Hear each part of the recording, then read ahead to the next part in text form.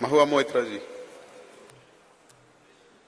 Honorable Chairperson, sir, I rise today on behalf of my party, the All India Trinamool Congress, to speak on the women's reservation, the Nari Vandan Bill. At the very onset, let us remind ourselves that this is India, a country where the poet Kaifi Azmi in 1940, 81 years ago, 82 years ago, before independence, wrote in his poem Aurat, "Ut meri jaan, mere saath hi chalna hai tujhe. जन्नत एक और है जो मर्द के पहलू में नहीं, उसकी आजाद रविश पर भी मचलना है तुझे, बन के तूफान छलकना है, उबलना है तुझे, उठ मेरी जान, मेरे साथ ही चलना है तुझे." This is in India, where Tagore in 1928 wrote in his poem Shobola, "Nari ke apon bhaggo joy koribar, keno nahi dibe odhikar, he bidhata? O Lord, why will you not give women the right to determine their own destiny?" This is in India, where in 1946, when the Constituent Assembly was elected, 15 seats went to women who helped to draft the Constitution.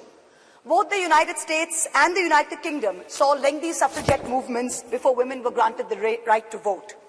India's founders in 1947, April, agreed to the principle of universal adult suffrage, giving simultaneously the right to vote to women and to men. There was never any question of denying women the right to vote while giving it to men. All 15 members of the Constituent Assembly who were women rejected the demand for any special women's reservation on July 18, 1947.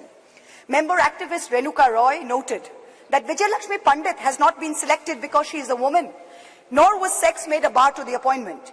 It is her proven worth that has been responsible for her appointment to the high office of ambassador to a land. The demand for special reservation is an insult to our intelligence and to our capacity. So sure were our founding mothers that this great land would not deny her women their rightful place based on merit. But alas, it is 75 years later. And today it is both my pride and my shame that I stand here as a woman in India's parliament speaking on a women's reservation bill. It is my pride that I belong to the All India Trinamool Congress, a party that sends 37% women among its members to parliament.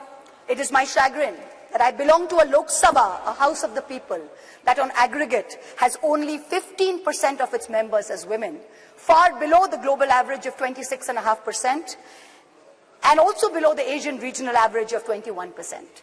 As this government claps itself on its back for its rankings on various global tables, let it also hang its head in disgrace that this same India ranks 140 out of 196 countries in the Inter-Parliamentary Union League tables on women's representation. Within women parliamentarians, Muslims and Dalits have been consistently underrepresented. From 1952 to 2004, only 8 Muslim women were elected to India's parliament, to the Lok Sabha, many of whom served multiple terms.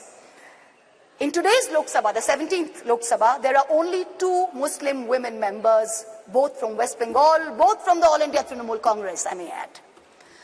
The numbers for male and female turnout in the last general election were nearly the same, 66.7% and 66.8% respectively.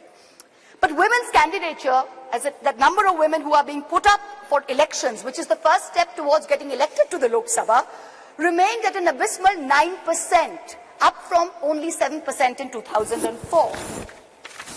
As we started our innings yesterday, our new innings in this newly constructed temple of democracy, our Honorable Prime Minister grandly proclaimed that it seemed he was ordained to perform many important tasks for this country, including this one.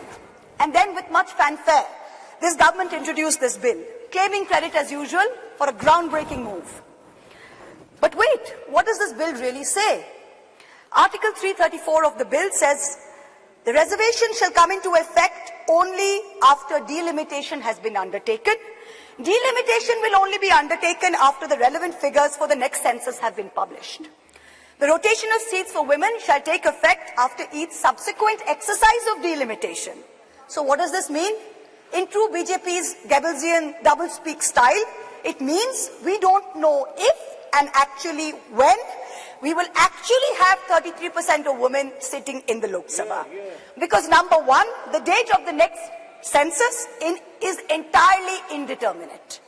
Because of this, number two, the date of the next delimitation exercise is therefore doubly indeterminate.